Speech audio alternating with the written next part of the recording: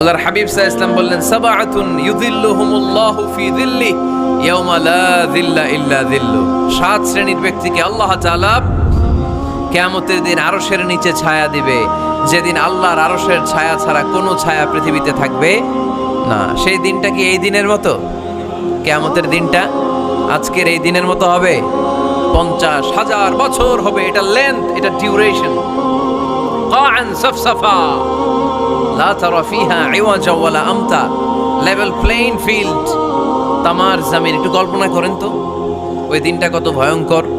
বাবা ছেলেরে চিনবে না ওই দিন, ছেলে বাবারে চিনবে না, স্ত্রী স্বামীকে চিনবে না, স্বামী স্ত্রীকে চিনবে না, পীর সাহেব মুরিদ চিনবে না, মুরিদ পীর সাহেবকে চিনবে না, নেতা কর্মীকে চিনবে না, কর্মী নেতাকে চিনবে না। হায় হায়, ইয়া নাফসি বলে কাঁদবে।